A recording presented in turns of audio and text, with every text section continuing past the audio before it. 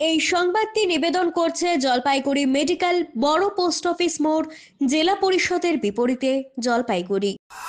রাজগঞ্জে দুই নাবালিকাকে শ্লীলতাহানির চেষ্টা, গ্রেপ্তার বৃদ্ধ। খাবার ও টাকা দেওয়ার প্রলোভন দেখিয়ে দুই নাবালিকাকে শ্লীলতাহানির চেষ্টা, অভিযোগের ভিত্তিতে এক বৃদ্ধকে গ্রেপ্তার করল রাজগঞ্জ থানার পুলিশ। মঙ্গলবার রাতে রাজগঞ্জ এলাকায় বাড়ি থেকে বৃদ্ধকে গ্রেপ্তার করে পুলিশ। জানা গিয়েছে, রাজগঞ্জ ব্লকের একটি গ্রামে 11 বছর বয়সী এবং 13 বছর বয়সী দুই নাবালিকা খেলছিল। সেই সময় অভিযুক্ত বৃদ্ধ ওই রাস্তা দিয়ে যাচ্ছিল।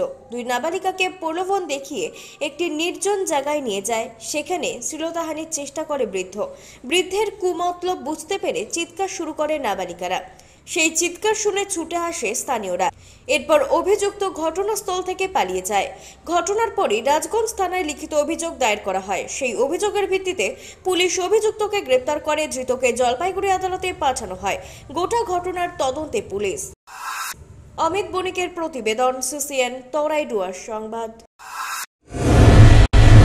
প্রতি মাসের তৃতীয় রবিবার এসএসকেএম হাসপাতালের চিকিৎসক ডাক্তার অরুণাভ ঘোষ এমডিডিএম এন্ড্রোক্রিনোলজিস্ট রোগী দেখবেন জেলা পরিষদের বিপরীতে জলপাইগুড়ি মেডিকেলে। তারা সুগার, থাইরয়েড, স্মৃতিশক্তি কমে যাওয়া, অতিরিক্ত ওজন, হাত পা যন্ত্রণা, দুর্বলতা, মাথার চুল উঠে যাওয়া, একাগ্রতার অভাব ইত্যাদি সমস্যায় ভুগছেন। তারা ফোন করুন 9933342740 এই নম্বরে।